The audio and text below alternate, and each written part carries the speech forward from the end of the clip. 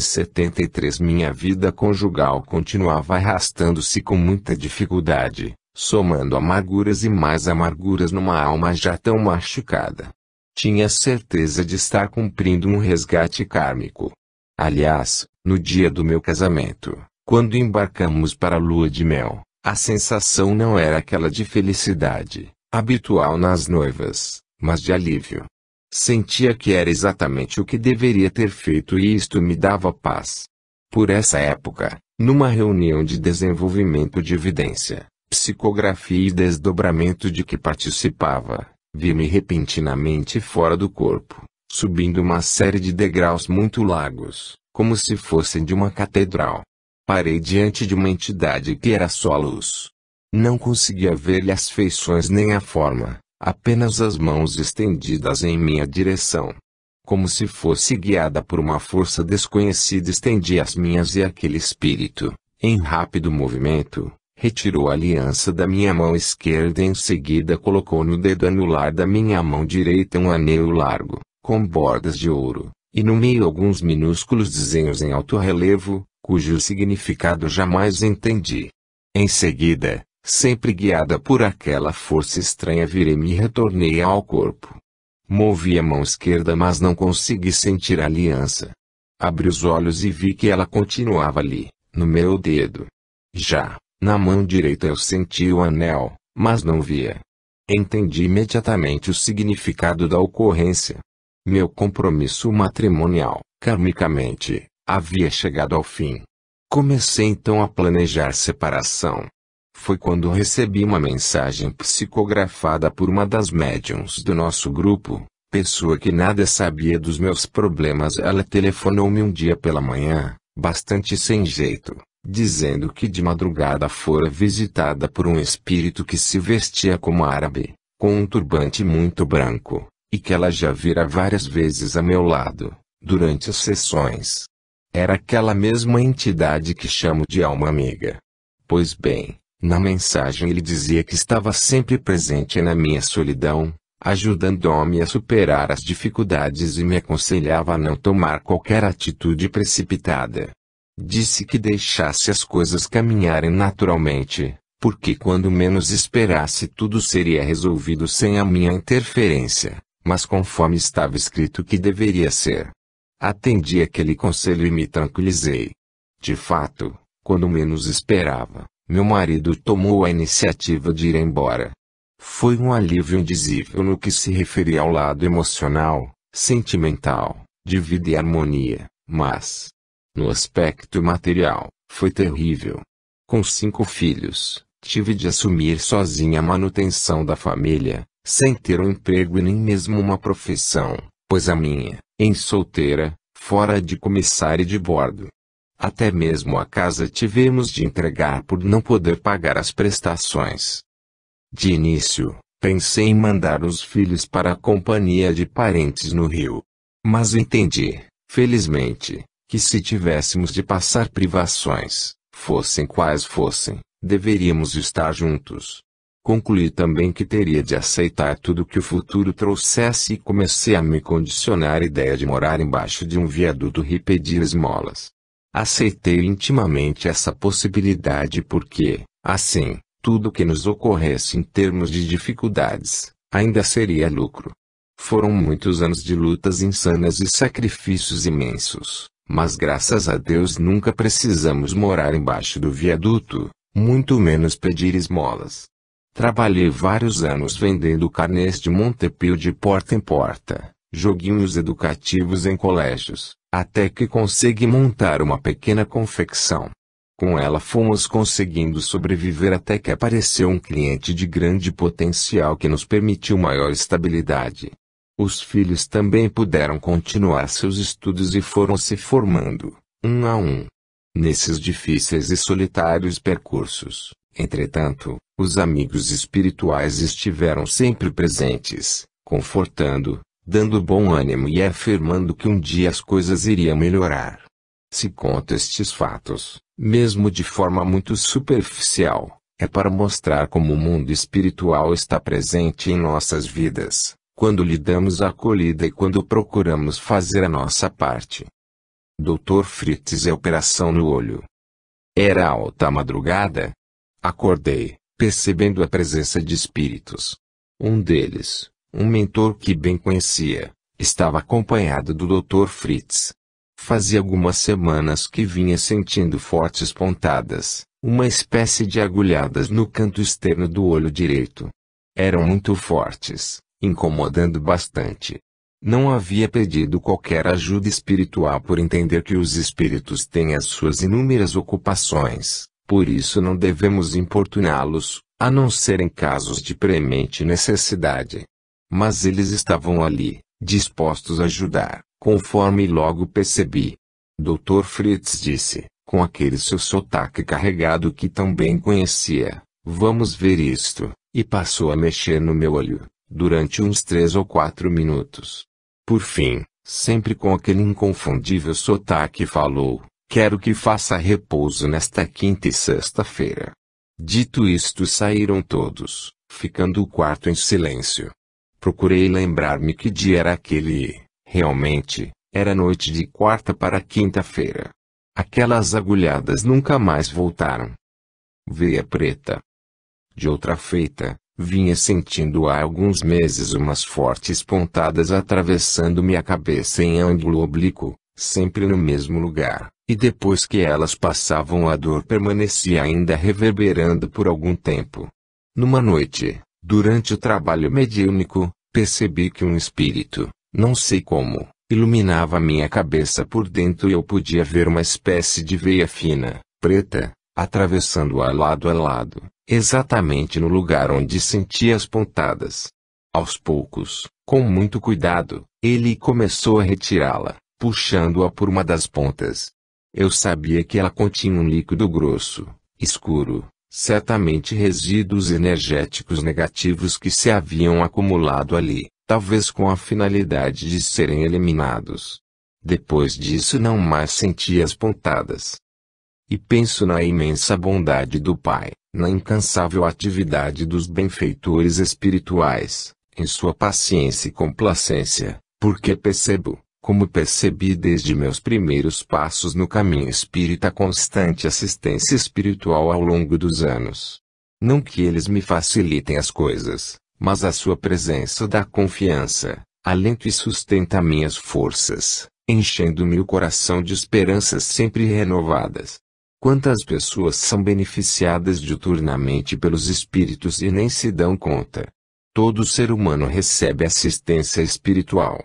Mas, referindo-nos aos meios espíritas, é natural que os médiuns, os doutrinadores, os expositores, aqueles que escrevem sobre temas espirituais ou de natureza elevada, os que desempenham tarefas nos centros, recebam essa assistência com maior intensidade, sempre que isto é necessário ao cumprimento de suas tarefas. Só que, nem todos a percebem nitidamente ou dela recebem provas palpáveis.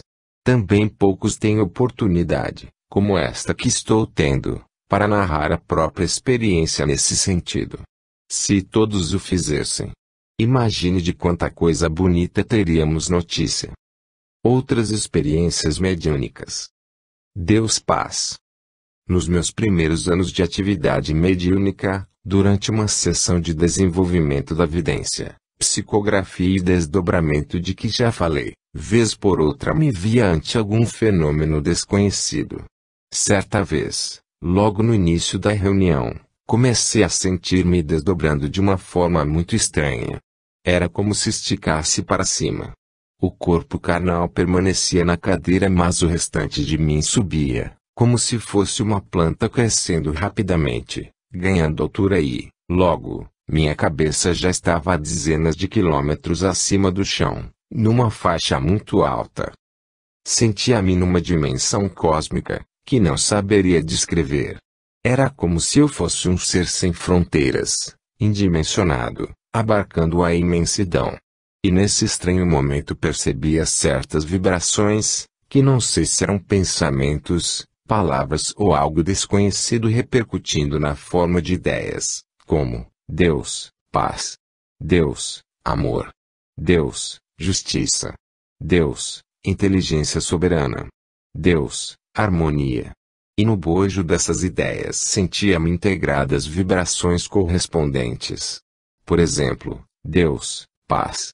Era como se vibrasse em consonância com a paz cósmica, como se naquele momento pudesse perceber todas as manifestações da paz universal. Na ideia Deus, amor. Sentia-me participando do amor universal, uma força mansa mas absolutamente poderosa, em tudo manifesta. E, numa espécie de visão indimensionada, podia perceber essa força nas pulsações cósmicas, intercambiando ligações afetuosas entre os corpos celestes, no elo que aproxima animais e seres humanos uns dos outros, no reino vegetal e nas atividades atômicas, movimentando os elétrons. Na ideia Deus, justiça. Percebi os fabulosos mecanismos siderais fazendo tudo funcionar dentro do equilíbrio das leis de ação e reação. Por certo não consegui passar a ideia dessas percepções extraordinárias. Também os presentes à reunião, com certeza não podiam sequer suspeitar do que se passava comigo ao me ouvirem dizer em voz muito lenta as palavras indicadoras, Deus, paz. Deus, amor. Etc. Jamais consegui entender qualquer coisa sobre esse fenômeno, nem o porquê de tê-lo vivenciado.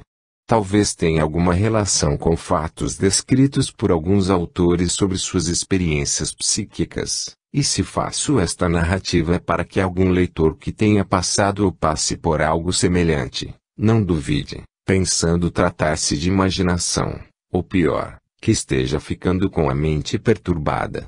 Nessas mesmas reuniões muitas vezes sentia como se me colocassem um funil na cabeça e através desse canal me fosse possível receber o pensamento de alguma entidade de faixas superiores.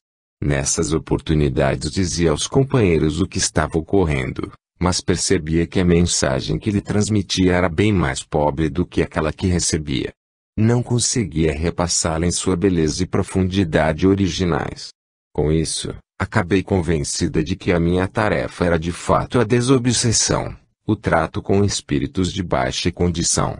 Aquelas breves incursões a planos mais elevados por certo ocorriam como estímulo, ou quem sabe, como minúsculas aberturas para dimensões transcendentes, em chamamentos para o alto. O velho chinês. Em outra dessas reuniões vi-me em desdobramento, subindo um plano muito alto, onde havia um pequeno grupo de sacerdotes chineses. Eles usavam mantos de um amarelo dourado, com mangas longas, muito largas, e escondiam a mão direita dentro da manga esquerda e vice-versa. À frente desse grupo, o mais idoso deles apresentava uma barba rala, completamente branca muito comprida, que terminava em ponta. Na cabeça, poucos cabelos brancos como a neve. O rosto, muito enrugado, deixava transparecer grandeza e poder espiritual, para par com imensa bondade e sabedoria. Fui repetindo suas palavras no corpo carnal e alguém as copiou.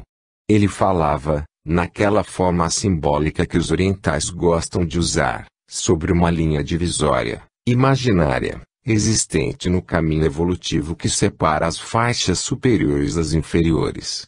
Explicou que o ser em sua evolução, quando ainda em níveis mais primários, sente o chamamento superior e conforme vai se aproximando dessa linha, essa força que o atrai para o alto vai se tornando cada vez maior.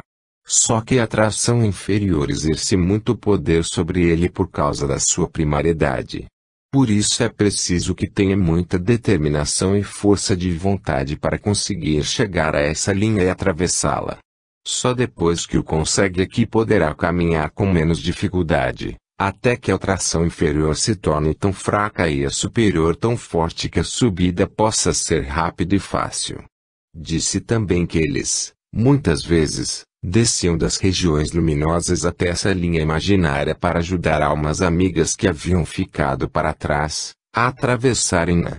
Mais que suas palavras, aquela presença me deixou uma espécie de saudade que não conseguia compreender e quando voltei para o corpo a vontade de chorar era muito grande, mas felizmente consegui me conter e os companheiros da mesa nada perceberam.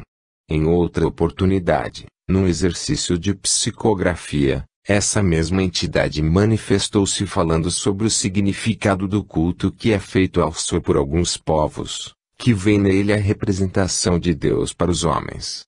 Foi uma bela mensagem, vazada naquela linguagem própria dos sábios orientais. Nunca soube quem era aquele espírito. O mandarim. Outra experiência interessante que tive, ligada ao Oriente, ocorreu em casa. Era uma tarde de domingo. Estava sozinho e depois do almoço fui deitar-me para descansar um pouco. Mas logo comecei a sentir forte vibração à altura do plexo solar. Era uma vibração insistente, poderosa, que quase me tirava o fôlego. Aos poucos fui me sentindo em outro ambiente, um grande salão cujas paredes estavam cobertas com desenhos coloridos, preponderando os de águias e serpentes. Dentre as cores, muito vivas, sobressaíam o amarelo dourado, o púrpura e o azul. Não havia mobiliário e o piso também era colorido mas tão brilhante como se fosse um espelho. Sabia que era na China, há uns 5.000 anos. E eu me vi ali, no chão, executando uma dança sagrada para um mandarim assentado sobre almofadas também muito vistosas. Sentia medo daquele homem, do seu formidável poder mental e também temporal. Sabia que era obrigada a obedecê-lo, como se fosse sua escrava. Mas eu executava essa dança também em meu corpo físico, sobre a minha cama, e ficava impressionada com a elasticidade do meu corpo, a capacidade de executar aqueles estranhos movimentos, que representavam a águia e a serpente ao mesmo tempo. Esse fenômeno durou talvez uns 10 minutos. Aos poucos aquilo foi se apagando e eu fui reentrando no meu ambiente ainda executando aquela coreografia que sabia ter algo a ver com religião. Também nunca soube o significado daquilo. Desdobramento consciente. Em 1971, quando meu marido tinha vindo para Fortaleza e eu ficar em Salvador, aguardando o término das aulas das crianças para vir com a mudança, ocorreu-me um fato interessante. Acordei de madrugada, lembrando-me de certas orientações que lera sobre desdobramento. Fiz então um exercício respiratório e de relaxamento. Quando estava bem relaxada senti que alguém me segurava o pé com firmeza e o puxava para cima. Minha perna perispiritual saiu de dentro da carnal e ficou flutuando. Em seguida, fez o mesmo com a outra perna, depois com os braços, o corpo e a cabeça. Até que me senti flutuando sobre o corpo adormecido. Fiz um pensamento para sair dali, e logo me vi andando, subindo por um caminho que levava ao topo de um morro. Pessoas vinham descendo pelo mesmo caminho e eu as olhava, tentando saber se eram espíritos encarnados no desdobramento do sono, se eram desencarnados, ou pessoas em seu corpo físico. Elas me pareceram normais, como as do nosso convívio diário. Mas algo estava diferente, talvez uma questão de leveza e velocidade. Continuei a subir e logo comecei a sentir cansaço e um pouco de dor nas costas. Parei por instantes e fiz uma prece. Imediatamente senti-me bem disposta e continuei a caminhar até chegar a um platô no topo do morro, a uma espécie de bar onde as mesas ficavam ao ar livre, debaixo de árvores. Dirigi-me a determinada mesa, encontrando ali meu marido em companhia de outras pessoas, bebendo e conversando alegremente. Aproximei-me e tentei falar com ele, chamando-o pelo nome mas não me ouviu nem percebeu minha presença. Afastei-me dali, sentindo profunda tristeza por algo que havia observado, dirigindo-me para um outro lado do platô. Parei, encantada com a beleza da paisagem que via lá embaixo, porém, mais que ela, o que me invadia era uma espécie de beleza espiritual, uma presença sublime que permeava tudo com o mais profundo amor e júbilo. Era uma sensação tão extraordinária, tão maravilhosa, que percebi o quanto seria tolo deixar-me entristecer pelo que acabara de presenciar. As coisas terrenas passavam a ter importância mínima, ante a magnitude das espirituais. Voltei ao corpo e procurei manter-me naquela vibração de felicidade pelo maior tempo possível. Esse foi o único desdobramento que tive, assim, com o uso de todas as faculdades, desde a visão plena e audição, até a consciência da saída do corpo e a caminhada na dimensão espiritual. Nos desdobramentos habituais, durante os trabalhos mediúnicos ou não, eu não via os ambientes olhando-os com os olhos, nem me sentia caminhando com meus pés. Locomovia-me sem uso das pernas e percebia sem usar os olhos. Essas percepções podiam ser perfeitas e detalhadas, mas eram diferentes. Pelo que se sabe, há vários níveis de desdobramento, que provocam estas e outras diferenças. Duplo etérico. Uma experiência interessante ocorreu-me certa vez em que acordei de madrugada, ouvindo minha filha tossir. Nisso, vi uma cópia exata de mim mesma, aproximando-se. Estava vestida com a mesma camisola que eu usava no momento. Ficou parada a uns 5 metros de distância, observando, como quem está postos para tomar alguma atitude, se for necessário. Quando a menina, que dormia a meu lado, parou de tossir, minha sósia virou-se e foi embora com incrível rapidez. Também eu adormeci em seguida, arrastada por poderoso sono. No dia seguinte, lembrando o fato, tentei explicá-lo a mim mesma. Imaginei que aquele sósia seria meu duplo etérico. Afirmam diversos autores que esse duplo se afasta à procura de recursos energéticos que só consegue assimilar durante o desdobramento do sono. Dizem também que é ele que aparece a parentes e amigos, quando o ser que o vivifica está desencarnando. Parece que a vontade de ver pessoas queridas na hora da morte faz com que lhe seja projetado, podendo ser visto com certa facilidade. Aproximação de entidades elevadas. No passe. Esses são momentos em que o médium pode convencer-se de que existe céu. Não esse que as religiões têm pintado, mas outro todo feito de imensa harmonia, de uma intensa vibração de amor e júbilo e uma profunda e total sensação de bem-estar.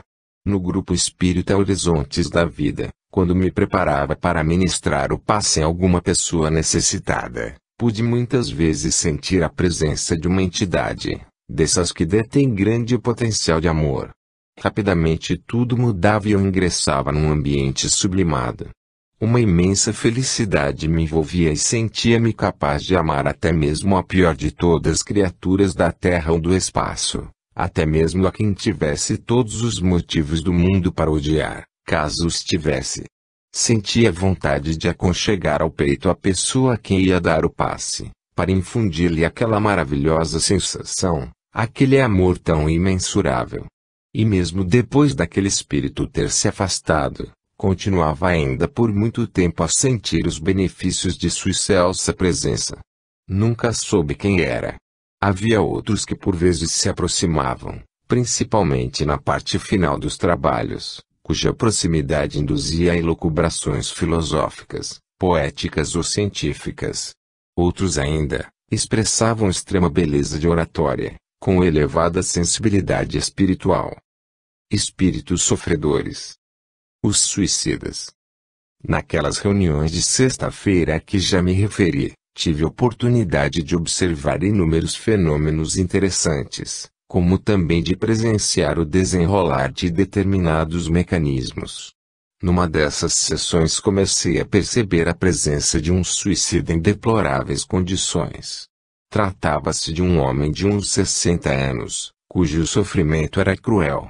Antes que eu dissesse alguma coisa ou desse qualquer demonstração, o professor informou que estavam trazendo para o recinto o espírito do médico Dr. J., muito conhecido na cidade, que suicidara-se há uns 15 anos. Nunca ouvira falar no caso, mesmo porque residia na cidade há pouco tempo, mas coloquei-me interiormente à disposição para recebê-lo. Após a doutrinação que consistiu muito mais em vibrações e convites à oração, pedindo a Jesus ajuda e alívio àquele irmão, ele foi adormecido e assim levado para alguma instituição socorrista no mundo espiritual. Em seguida, incorporou-se no professor um dos dirigentes espirituais da reunião, que também fora médico, muito culto e humanitário. Falou de seus últimos dias na terra, fartos de sofrimento, o corpo inchado e dolorido, os órgãos em desarranjo, o desespero da família. Disse também do extremo alívio que sentira com o desenlace, da alegria de perceber-se leve, saudável, os movimentos ágeis, a mente extremamente aguçada. Referiu-se com muita sensibilidade às belezas que podem ser vistas nas faixas mais evoluídas do mundo espiritual, à magnificência das paisagens, à grandeza dos sentimentos que vibram nessas regiões de luz. Contou que desde o seu desencarne o primeiro momento de sofrimento lhe ocorreu quando do suicídio daquele espírito que acabara de ser levado. Eram amigos de outras eras e viera na intenção de tentar ajudá-lo. As tentativas, porém, foram inúteis e tivera de ficar ali, inerme, assistindo ao terrível sofrimento do amigo, que não podia sequer perceber-lhe a presença, em virtude das pesadíssimas vibrações em que imergira através do ato suicida. Explicou que no suicídio podem haver atenuantes facilitadores de ajuda, mas naquele caso não os havia. O amigo resolvera matar-se e o fizera por causa de um caso de amor mal resolvido. Agradeceu a todos os presentes pela colaboração, informando que ainda entraria por mais algumas sessões até que ficasse em condições de ser levado definitivamente. Assim sucedeu. Os espíritos dos que se matam apresentam, muitas vezes, uma vibração tão hipnótica que podem induzir pessoas sensíveis a praticarem ato semelhante. É por isso que se contam casos de suicídios em série, acontecidos entre membros da mesma família, ou com pessoas ligadas a ela. Nas atividades mediúnicas podemos observar, em inúmeras ocasiões, como espíritos obsessores colocavam algum suicida junto ao obsidiado, no intuito de o induzirem a esse ato. O sofrimento de quem mata o próprio corpo, geralmente, é terrível, monstruoso, difícil de se descrever. Incorporá-lo, nessas condições, é tarefa realmente sacrificial. Tentativa inútil. Certa noite trouxeram para a sessão uma mulher, carregada. Ela havia perdido, quase repentinamente, a firmeza nos joelhos. Não conseguia sequer ficar em pé. Residia numa cidade do interior e a família, em desespero, recorria ao espiritismo como última porta a se bater. Era uma pessoa de posses, de família tradicional, muito egoísta e orgulhosa. Uma das médiums a conhecia, pois era da mesma cidade. Sentada numa poltrona, olhava tudo com expressão de desprezo e de superioridade, e quando alguém lhe dirigia a palavra respondia com extrema grosseria. Iniciado o trabalho mediúnico, observei que havia um espírito de má catadura junto a ela. Percebi também que se tratava de um trabalho de encomenda. Quase no final da sessão aproximaram aquele espírito de mim. Perguntado sobre o que fazia ali, respondeu tranquilamente, numa voz grave, meio cavernosa e muito lenta, que havia cortado os ligamentos dos joelhos da mulher, explicando que assim procedera a mando de uma pessoa que odiava e queria vingar-se dela.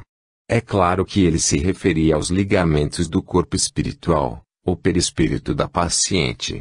Afirmou também, à guisa de desculpa, que ela recebera apenas o merecido, o que ainda era pouco. A doutrinação foi muito bem conduzida e aquele cirurgião improvisado prometeu que iria refazer as ligaduras em seus joelhos. Terminada a reunião, a família retirou-se, envolta em seu mau humor. Na semana seguinte ela já chegou andando com os próprios pés, sem qualquer dificuldade, e foi logo dizendo que não ficaria frequentando o centro, posto que não tinha qualquer religião, nem pretendia ter. Era-nos grata pela ajuda, nada mais. O dirigente explicou-lhe sobre os processos obsessivos, falando da necessidade de leituras de elevado teor e de prece constante, para evitar que outras entidades maléficas pudessem ter-lhe acesso e levar a cabo o trabalho que o primeiro não concluíra. Ela afirmou que não era dada a leituras, muito menos a orações, pois nem mesmo acreditava em Deus. 2 meses mais tarde tivemos notícias dela. Havia se suicidado. Confirmações importantes. Muitos médiuns nutrem dúvidas quanto à própria mediunidade, e elas crescem e se multiplicam quando aparece algum séptico com seus discursos pseudocientíficos, intentando dar outras explicações ao fenômeno. Também a própria descrença que vibra na psicosfera da Terra, captada pelo sensitivo, pode gerar ou aprofundar essas dúvidas, apesar de todas as provas que tenha tido sobre a autenticidade das comunicações espirituais.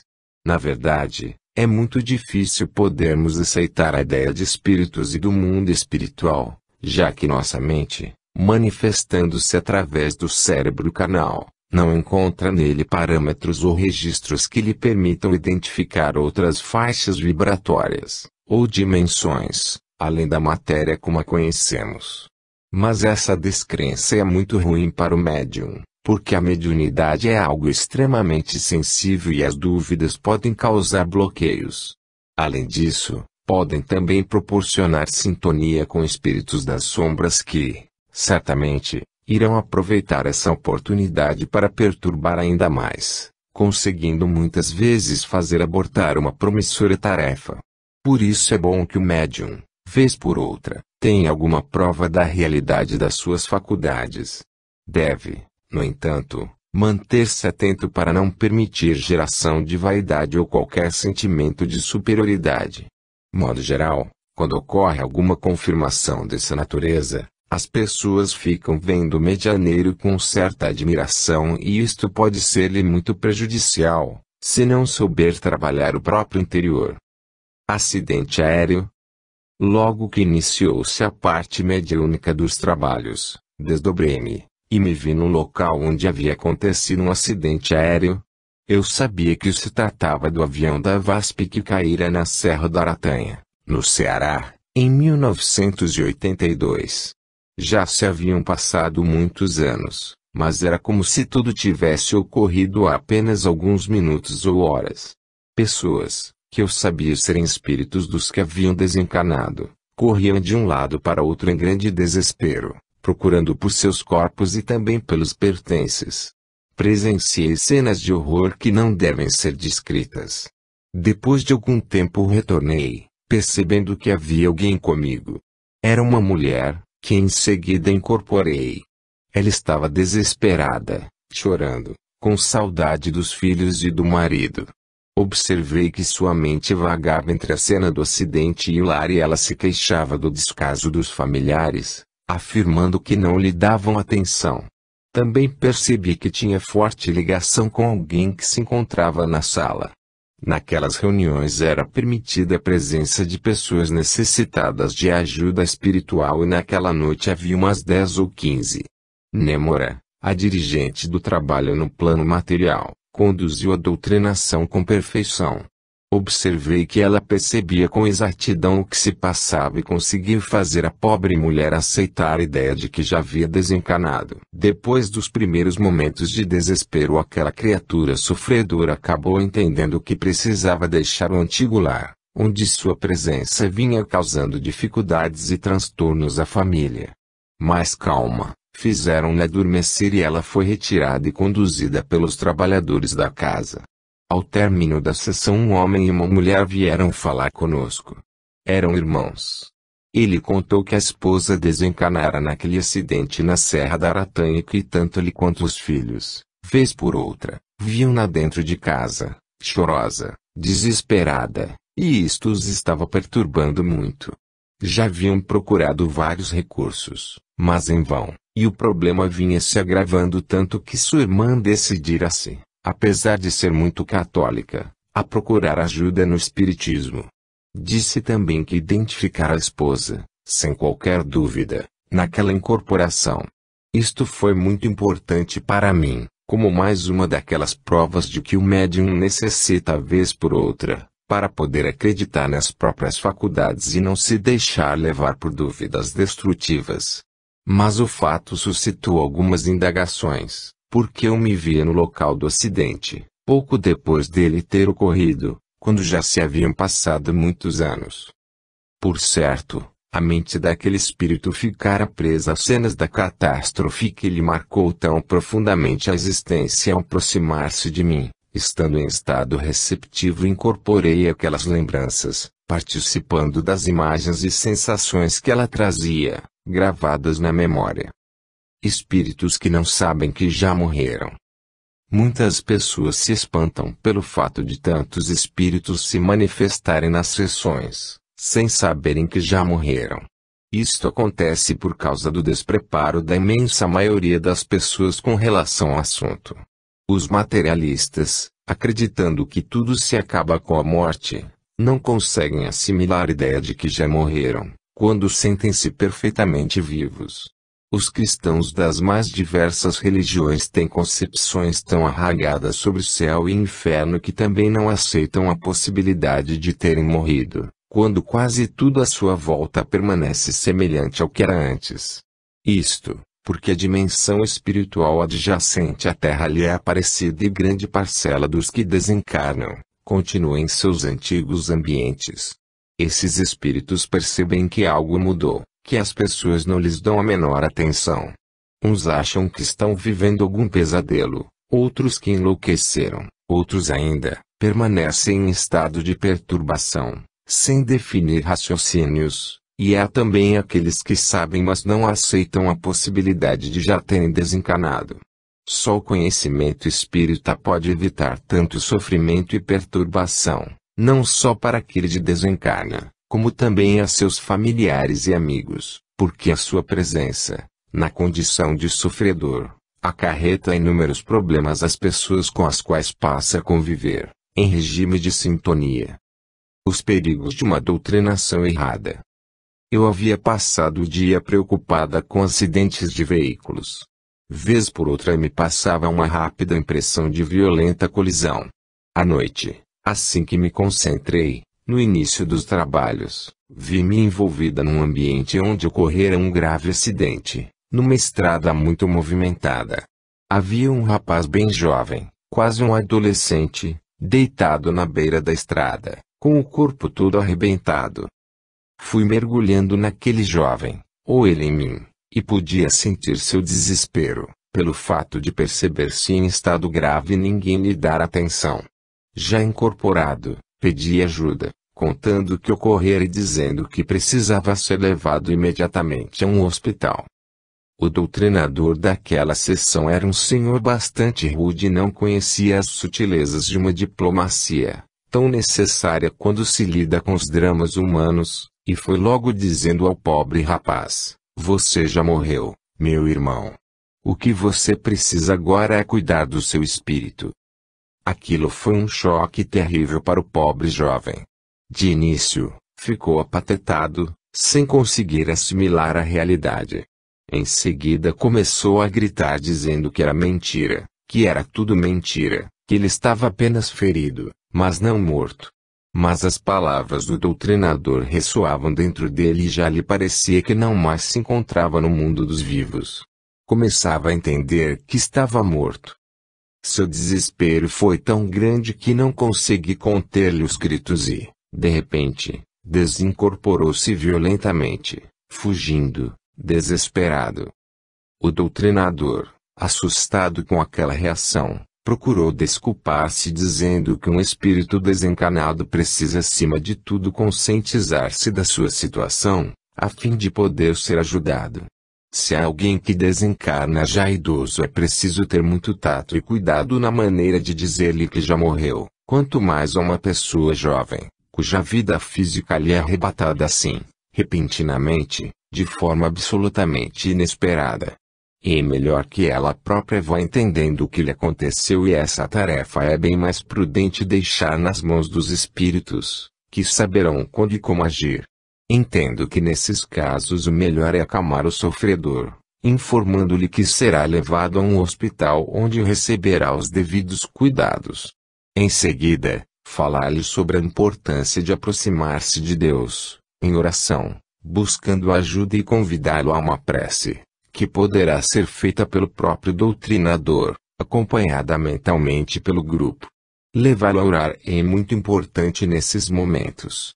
O doutrinador deve ter muito de psicólogo e mais ainda de pai amoroso, porque lida com psiquismos afetados por situações extremas.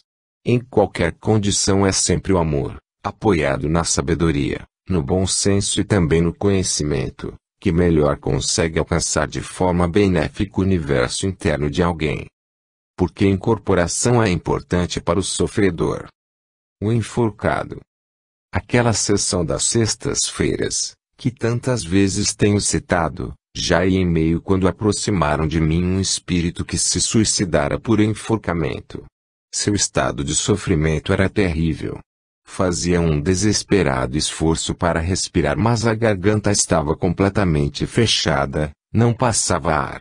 Sentia como se estivesse morrendo continuamente, mas sem morrer. Sua angústia era indizível. Conforme esse espírito ia se incorporando, eu também ia deixando de respirar. Por mais que fizesse, não entrava ar nos pulmões. Tentei levar as mãos ao pescoço para retirar a corda que ali sentia, apertando-o, mas não a encontrei. Os presentes à mesa fizeram uma prece pelo sofredor, mas sem qualquer resultado aparente. Comecei a me preocupar com o fato de não estar respirando e cheguei mesmo a pensar que poderia desencarnar ali, em pleno trabalho mediúnico, por efeito daquela incorporação, mas logo me aquietei, confiando nos benfeitores que sabia estarem atentos.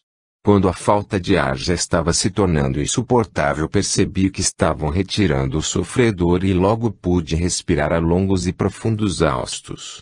Enquanto isso, o professor relatava o que lhe estava chegando pela vidência e audiência, narrando algo sobre a vida daquele espírito e informando que ele se enforcara numa prisão. Assim que me senti refeita, para minha surpresa, trouxeram novamente o mesmo espírito que ficou incorporado durante o tempo em que eu podia permanecer sem ar. Isto se repetiu várias vezes, sendo que nas últimas ele já conseguia respirar, embora com muita dificuldade. Na semana seguinte foi trazido novamente para incorporação e, já bem melhor, pôde ser levado em definitivo. Os abortados. Inúmeras vezes recebi espíritos cujos corpos físicos em formação tinham sido abortados. Muitos, cheios de ódio e desejos de vingança, acompanhavam as mulheres que os haviam expulsado, provocando-lhes problemas orgânicos ou psicológicos. Outros, apenas magoados ou tristes, continuavam na expectativa de conseguirem reencarnar. Alguns se apresentavam com a mesma forma da última existência, outros não. Lembro-me de um, cuja extrema dor pulsava num montinho de tecidos estraçalhados que não conseguia recompor. Incorporá-lo era difícil e sacrificial, por causa de seu grande sofrimento e desespero, sem falar na sua desestruturação perispiritual. Conforme ia se aproximando, eu passava a me sentir aquele montinho de tecidos sanguinolentos, sem conseguir falar por não ter boca, sem poder chorar, por não ter voz, sem poder me movimentar, por não ter um corpo. Era só pensamento e emoção, vibrando num ódio terrível à mulher que o abortara. Nem esperança conseguia ter. Foram necessários vários retornos dele em sessões subsequentes até que pôde, finalmente, recuperar a forma anterior. Quanto a perdoar sua ex-futura mãe, só foi possível levá-lo a prometer que não tentaria vingar-se dela, o que já era bastante. O perdão, certamente viria com o tempo. Então volto àquela questão da importância de uma incorporação, mesmo que seja meio anímica, porque, a meu ver, essa interação entre o corpo espiritual do sofredor e o sistema energético do médium facilita a efetivação do seu reequilíbrio. Igualmente é importante o componente relativo às emanações do corpo físico do doutrinador, a sua palavra, a corrente magnética formada pelo grupo e as vibrações de amor, paz e harmonia emitidas pelas equipes carnal e espiritual. Não sei como isto acontece tecnicamente, mas sei que algo de muito importante ocorre com o espírito sofredor durante uma incorporação num trabalho espírita bem desenvolvido. Seria então caso de se perguntar sobre os milhões de espíritos que não têm oportunidade de serem atendidos em trabalhos mediúnicos. Essa mesma pergunta foi feita a Divaldo Franco e ele respondeu dizendo que no mundo espiritual há inúmeros recursos para ajudar espíritos necessitados, inclusive com a participação de médiuns encarnados em desdobramento do sono, mas que o trabalho mediúnico nos centros espíritas facilita sobremodo a tarefa dos benfeitores, porque há casos em que é importante ao sofredor ingressar na condição física, ligar-se a um corpo carnal para poder refazer-se. Mergulho nas faixas inferiores. Cordão prateado. Sabe-se que a maioria dos médiuns trabalha, não apenas no decorrer das sessões mediúnicas, mas também em diversos outros momentos, principalmente à noite, no desdobramento do sono. É quando se afastam do corpo carnal, permanecendo, no entanto, ligados a ele por filamentos energéticos ou fluídicos, conhecidos como cordão prateado. Esse desdobramento, aliás, acontece com todas as pessoas, não apenas com os médiuns. Sobre esse cordão já falava Salomão, em Eclesiastes 12, 6 e 7, ao tecer considerações sobre a morte, dizendo: antes que se rompa o fio de prata e se despedace o copo de ouro, e se quebre o cântaro junto à fonte, e se desfaça a roda junto ao poço, e o pó volte à terra, como era, e o espírito volte a Deus, que o deu. A quem desejar aprofundar-se nesse estudo, ou seja, desdobramento consciente, sugerimos o livro do Espírito Lancelin, psicografado por João Nunes Maia, Iniciação Viagem Astral, no qual o autor narra experiências dessa natureza, na forma como são vistas da dimensão espiritual. Esse cordão prateado é justamente o elo de ligação entre o médium desdobrado e seu organismo carnal, durante os trabalhos mediúnicos. É por esse meio que ele permanece ligado ao corpo, podendo mesmo acionar a fala se for necessário. Desdobramento em serviço. Durante o desdobramento, e conforme esse processo ia se aprofundando, eu senti as mãos ficando dormentes, estendendo-se essa dormência aos braços. As pernas ficavam esquecidas, como se não existissem. Quando era demorado, quase deixava de sentir o corpo, como se este fosse algo muito distante, e se houvesse necessidade de passar alguma explicação ou orientação ao grupo, só o conseguia mediante algum esforço. Ao retornar, precisava esperar calmamente até passar a dormência e o frio que por vezes me acometia, e isso ocorria frequentemente, principalmente quando era levado a regiões mais baixas, a lugares perigosos do astral, que só devem ser acessados se houver a cobertura de um grupo bem preparado no plano material e a direção segura de espíritos experientes nesse tipo de atividade. Nessas incursões sentia-me como se fosse uma criança completamente obediente às ordens do que recebia, tanto da parte dos espíritos responsáveis pelo trabalho, quanto do grupo encarnado, embora, ao mesmo tempo, em outro plano, como sendo uma outra parte de mim mesma, acompanhava tudo com atenção e sabia que poderia retomar meu próprio comando, caso necessário. A sensibilidade se aguçava intensamente e eu me sentia à mercê da equipe terrena e dos espíritos responsáveis, dependendo inteiramente deles. Se houvesse alguma discórdia no grupo, se algum companheiro fizesse qualquer comentário negativo, de dúvida, irritação ou algo parecido, isto vibraria fortemente em minha intimidade espiritual, podendo prejudicar a tarefa. Felizmente, nos dois grupos nos quais participei mais efetivamente desse tipo de trabalho, os companheiros eram pessoas bem equilibradas e preparadas. Por isso conseguia entregar-me às suas mãos com toda a tranquilidade e confiança. Quanto aos espíritos responsáveis, sabia que estavam à altura da tarefa e que podia contar inteiramente com eles. Quando ia acontecer alguma dessas incursões, percebia algo diferente no ar, como se tudo estivesse sendo preparado para aquela finalidade. Após o desdobramento sentia-me levada por um guia, que nunca via, mas percebia sua presença e seu comando.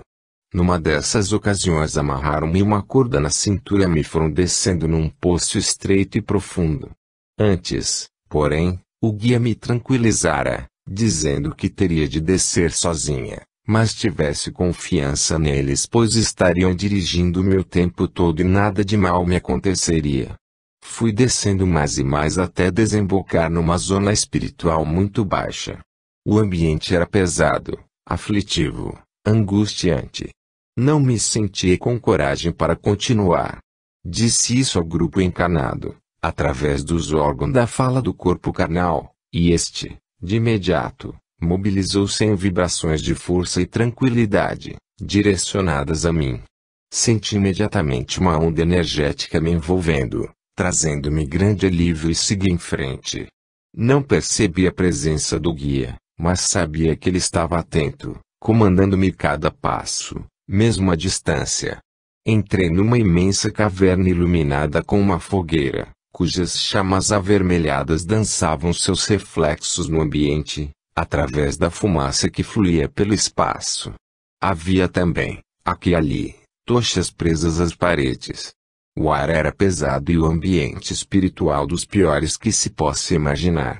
Havia uma escada ao longo da parede, descendo para outras galerias e segui por ela com muito cuidado, para não chamar a atenção dos trevosos que surgiam aqui e ali, naquele ambiente verdadeiramente infernal. Tinha a impressão de que eles não me viam. Desci várias galerias, chegando finalmente numa espécie de poço, onde tudo era pegajoso, cheio de limo e de bichos desagradáveis e perigosos, tais como escorpiões, cobras e outros. Ali se encontrava um jovem preso à parede. Seu estado era lastimável, de dar pena, mas não podia me distrair. A ordem telepática era para soltá-lo e levá-lo comigo, o que consegui com certa facilidade. Meu receio era de que percebessem a fuga do jovem e voltassem a prendê-lo, mas, apesar de alguns sustos, conseguimos sair das cavernas e logo estávamos de volta ao ambiente do centro. Em seguida o jovem incorporou-se em outro médium e foi socorrido com passes, vibrações e preces. Seu estado era tal que nem conseguia falar. Apenas gemia. Finalmente adormeceu e assim foi retirado e conduzido pelos trabalhadores da casa. De outra feita, acompanhava um grupo de trabalhadores espirituais que estavam lacrando as entradas de várias cavernas em alguma região do baixo umbral. Explicaram que aquele local havia sido esvaziando de seus ocupantes e sofrido alguma forma de higienização. Era assim como um gigantesco formigueiro, agora vazio, no interior da terra.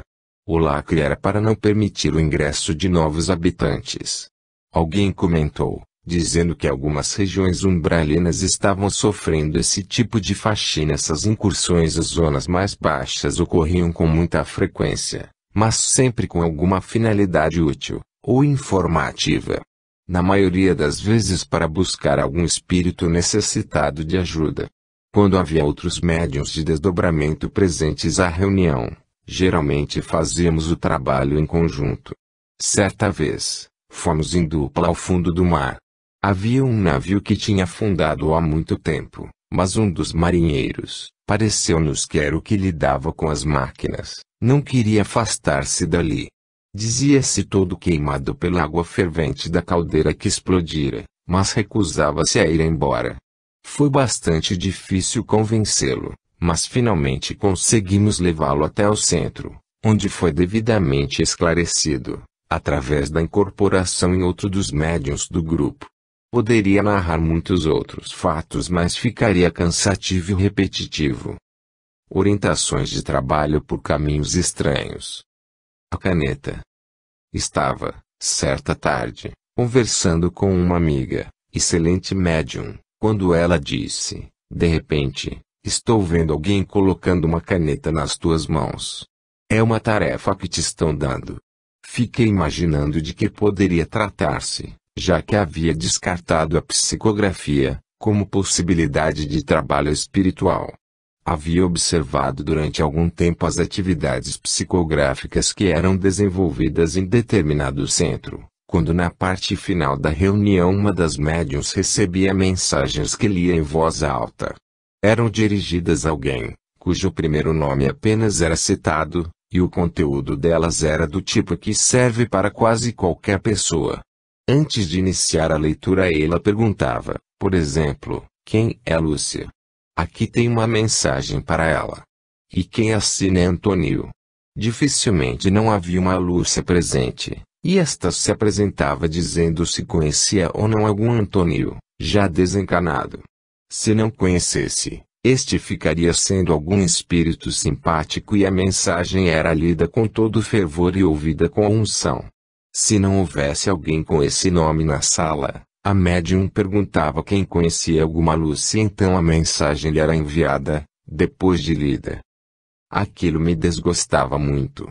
Não queria acreditar em mistificação, mas qualquer pessoa de bom senso observaria a fragilidade daquela demonstração mediúnica. Certamente, não me prestaria a algo parecido. Aquilo era falta de seriedade e de respeito, tanto para com os encarnados, quanto com os desencarnados. Por isso não podia imaginar o que significava aquela caneta colocada em minha mão, observada pela minha amiga.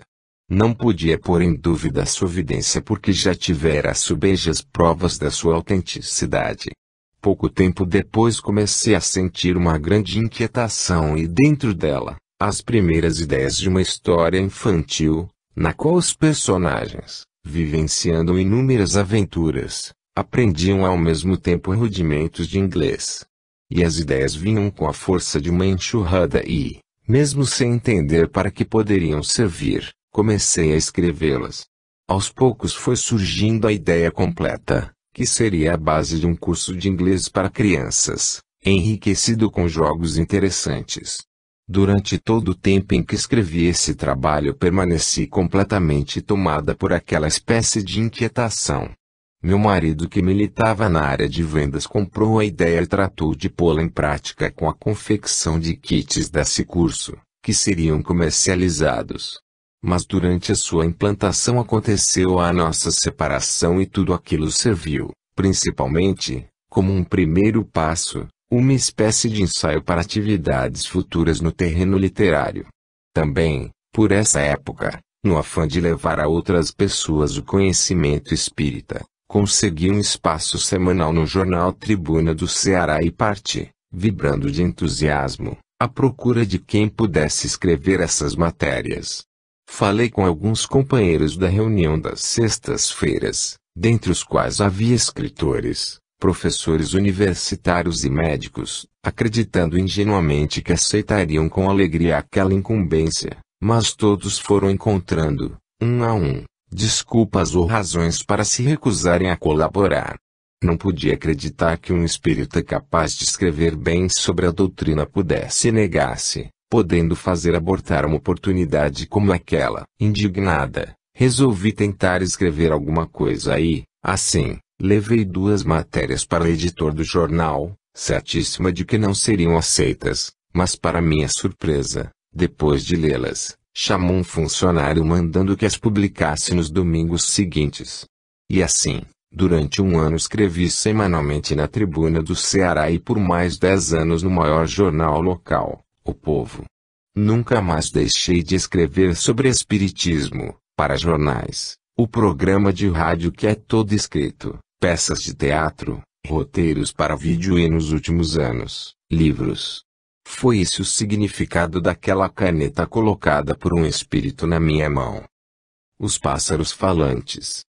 Em 1981 outro caminho para a divulgação doutrinária se abriu de forma bem interessante, demonstrando como os espíritos responsáveis pela nossa tarefa sabem nos conduzir. De repente passei a sonhar com pássaros que falavam. Foram vários sonhos, muito nítidos, cujo significado não conseguia entender. Ao mesmo tempo comecei a sentir que tinha outro trabalho a realizar, só não sabia do que se tratava. Essa sensação ia ficando cada vez mais forte, como um chamado insistente que me deixava num estado de grande inquietação, e ficava imaginando que tarefa seria essa, sem encontrar resposta. Certa manhã de domingo, quando voltava do supermercado em companhia do meu filho Humberto, repentinamente, como se a resposta me caísse na mente de uma só vez, entendi do que se tratava. Pisei no freio e disse, de supetão, Humberto, já sei o que é. É um programa de rádio sobre espiritismo. O garoto arregalou os olhos, espantado, mas como já lhe havia falado sobre aquela inquietação, entendeu, aplaudindo a ideia. Ao chegar em casa tratei logo de entrar em contato com outros companheiros espíritas que certamente gostariam de participar da iniciativa. Apenas num deles senti receptividade e saímos logo no dia seguinte à procura de uma emissora de